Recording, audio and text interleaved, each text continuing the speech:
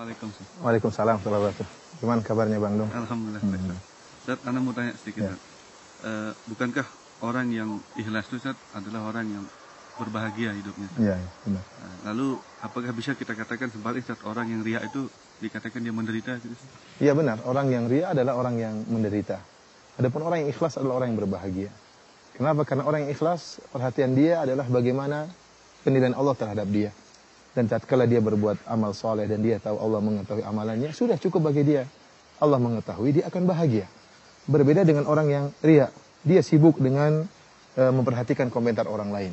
Karena di antara definisi ikhlas yang disebutkan oleh para ulama adalah nisyanu ru'yatil khalq bidawamin nazar ilal khaliq. Yaitu seorang melupakan pandangan manusia, melupakan komentar manusia. Kenapa? Karena dia senantiasa sibuk ingin mengetahui bagaimana komentar Allah tentang dirinya.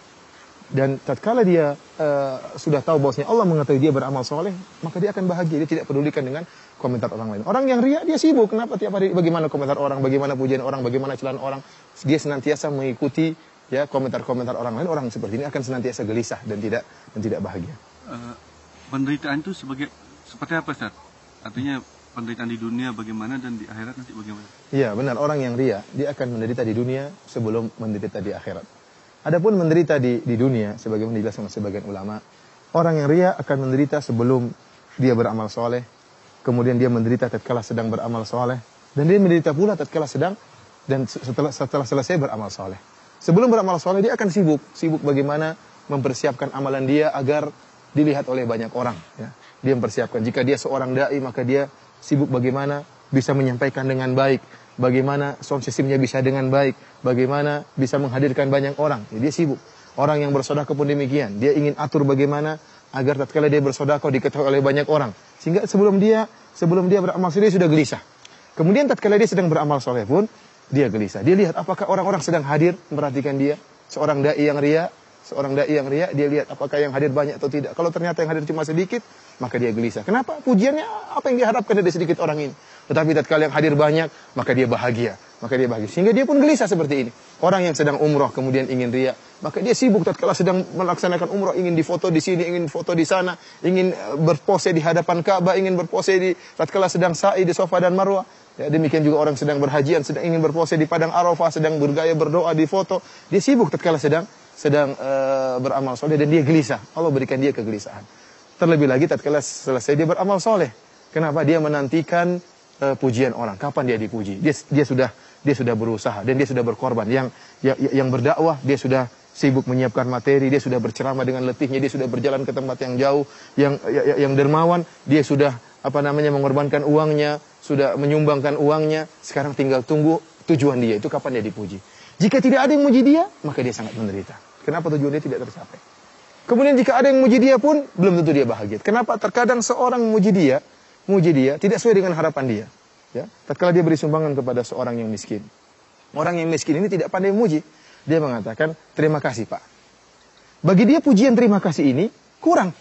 Seharusnya orang miskin tadi mengatakan, "Terima kasih, Pak. Sungguhnya ini adalah bantuan yang paling besar. Kalau tidak ada bantuan ini saya akan meninggal dunia, Pak." Dia ingin seperti itu, dipuji, diangkat setinggi langit. Tapi ternyata orang yang dibantu tidak pandai memuji, maka dia pun gelisah. Dia sedih. Ternyata pujiannya seperti itu.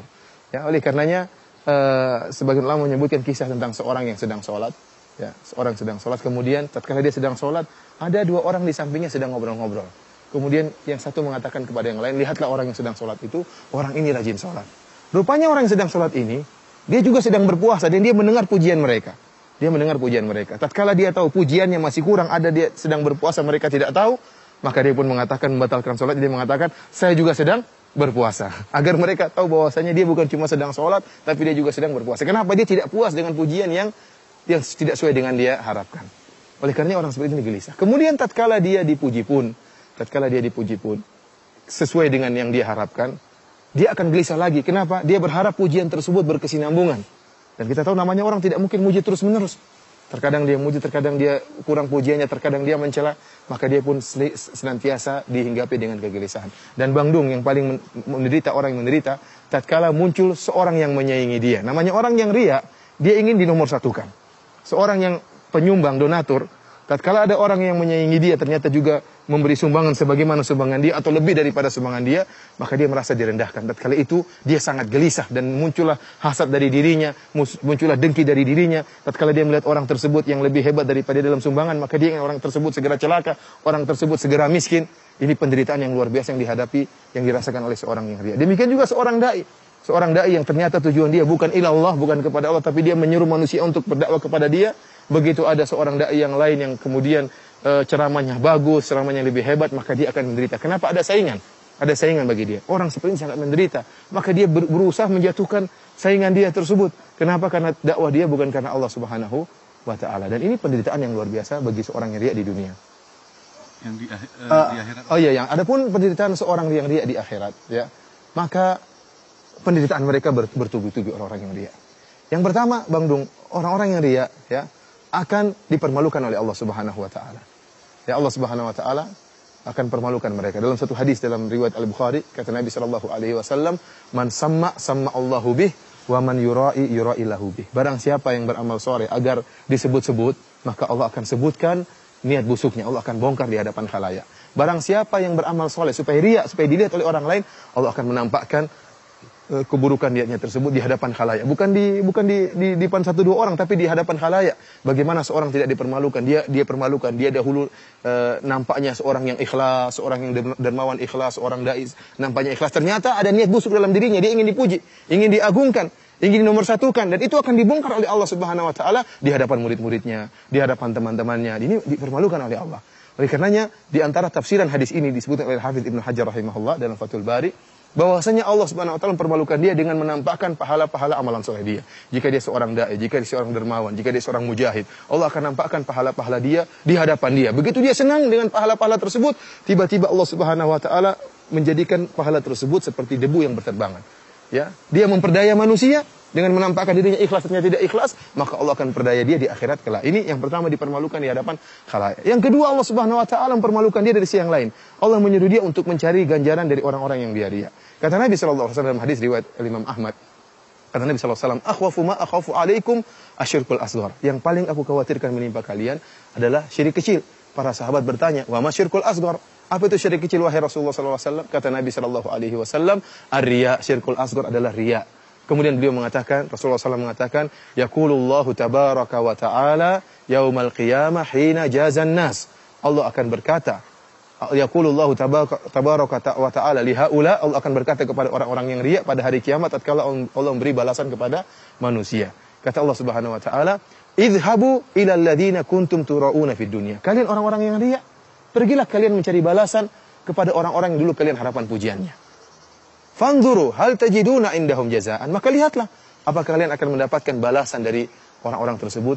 Dulu kalian beramal soleh karena ingin dipuji oleh kiai. Dulu kalian beramal soleh karena ingin dipuji oleh pejabat. Dulu kalian beramal soleh agar dipuji oleh guru.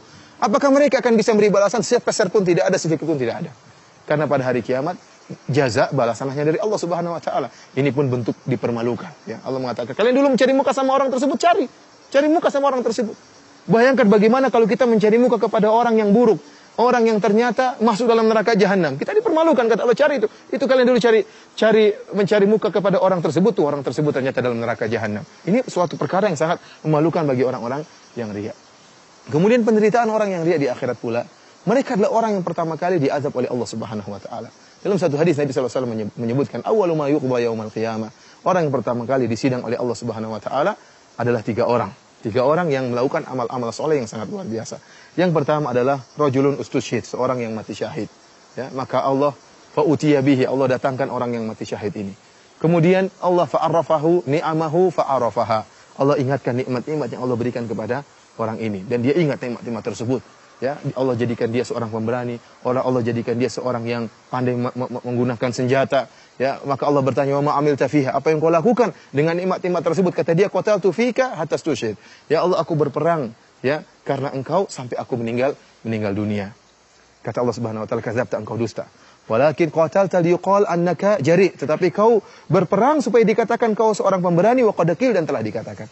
Lihatlah Bang Dung bagaimana seorang yang riya, dia rela mengorbankan bahkan nyawanya. Ini saya sangat takjub dengan hadis ini. Ini orang dia berjihad. Buat apa? Supaya dipuji. Liyura makanahu, agar orang ketahui kehebatannya. Orang mengetahui kepandaian dia memainkan senjata. Dia rela mengorbankan yang paling berharga dalam dirinya itu nyawanya. Demi untuk apa? Demi untuk dipuji. Kemudian dia dipujinya bukan sekarang, setelah meninggal dunia baru dipuji. Apa yang dia dapatkan dari pujian tersebut sudah meninggal dunia. Namun bagi dia tidak jadi masalah dipuji tatkala masih hidup ataukah setelah meninggal dunia, yang penting dia dipuji. Oleh karena Syekhul Islam Ibnu Taimiyah rahimahullah menamakan penyakit seperti ini penyakit riya syahwatul khafiyah. Syahwat, orang ingin pujian itu syahwat. Sebagaimana orang yang lapar punya syahwat terhadap makanan.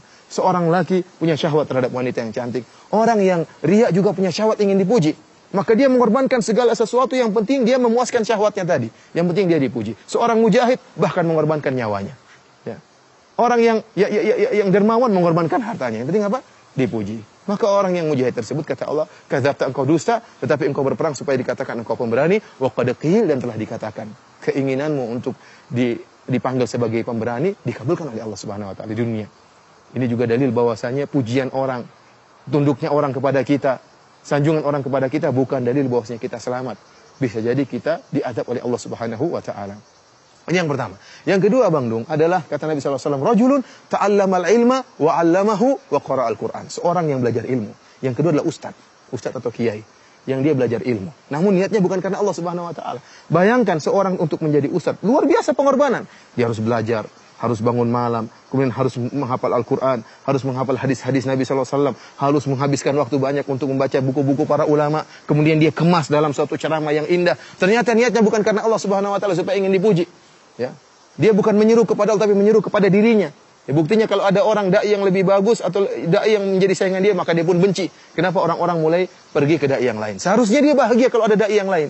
Karena tugas dia berkurang. Seharusnya dia berdakwah 1000 orang, ternyata 500 orang pergi ke dai yang lain. Namun karena dia niatnya bukan karena Allah, tapi karena dakwah kepada dirinya, maka dia akan menderita. Orang seperti ini, ya dia belajar ilmu. Ya, kemudian Allah ingatkan tentang nikmat-nikmat yang Allah berikan kepada dia. Mungkin suaranya yang indah dalam baca Al-Quran. Kemudian kecerdasannya, kekuatan hafalannya. Maka Allah bertanya, wa ma amilta fiha? Apa yang kau lakukan dengan nikmat yang aku berikan kepada engkau? Kata dia, ta'allamtul ilma wa qara'tu fikal Qur'an. Aku belajar ilmu ya Allah, dan aku baca Al-Quran karena engkau ya Allah. Kata Allah, kadzabta, engkau dusta, tetapi engkau mengajarkan Al-Quran liqal annaka qari', supaya dikatakan engkau adalah ahli baca Quran, wa qad qil, dan telah dikatakan. Tsumma umira bihi fasuhiba ala wajhi hatta ulqiya finnar. Maka Allah merintahkan para malaikat untuk menggeret orang ini di atas wajahnya, kemudian dilemparkan dalam neraka jahanam. Ini yang kedua. Yang ketiga, Bang Dung, yang disiksa pertama kali pada hari kiamat adalah seorang yang dermawan. Kita tahu dermawan adalah ibadah yang sangat mulia, membantu orang lain. Maka rajulun, kata Nabi SAW, rajulun atahullahu min asnafil mali kullihi. Seorang yang Allah berikan segala bentuk jenis harta pada dia. Sawah ladang dia punya, tanah banyak dia punya, rumah mewah dia punya, istana dia punya, mobil mewah dia punya. Allah bertanya, wa ma'amilta fiha? Apa yang kau lakukan dengan nikmat-nikmat tersebut? Kata dia, ma min sabilin tuhibbu an yunfaqa fiha illa anfaqtu fiha. Ya Allah, tidak ada satu jalan kebaikan yang kau suka aku berinfak di jalan tersebut, kecuali aku akan infakkan. Artinya apa, Bang Dung? Ada anak yatim yang minta, saya bantu. Ada orang ingin bangun pondok, saya bantu. Ada orang ingin bangun masjid, saya bantu. Orang ingin dakwah, saya bantu. Semua jalan kebaikan saya bantu. Karena engkau ya Allah. Kata Allah, kadzabta, engkau dusta, tetapi engkau melakukannya liqal annaka jawad, tetapi engkau melakukannya supaya dikatakan engkau dermawan, wa qad qil, dan telah dikatakan. Niatmu untuk dikatakan sebagai dermawan dikabulkan oleh Allah. Kau dapat bagian di dunia, tapi di akhirat tidak dapat apa-apa. Maka Allah merintahkan malaikat untuk melemparkan orang ini dalam neraka jahanam. Oleh karenanya, Bang Dung, orang yang riya, dia adalah orang yang mencelakakan dirinya sendiri. Dia menderita di dunia, terlebih-lebih lagi menderita di akhirat. Tidak ada jalan keluar dari hal ini kecuali seorang melatih dirinya untuk ikhlas kepada Allah Subhanahu wa taala, menjadikan pahala atau amalan dia semata-mata hanya karena Allah Subhanahu wa taala. Jazakallahu khairan, karena sudah paham apa yang antum sampaikan. Ya, semoga Allah Subhanahu wa taala menjauhkan kita dari penyakit riya dan menjadikan kita orang-orang yang ikhlas. Assalamualaikum warahmatullahi wabarakatuh.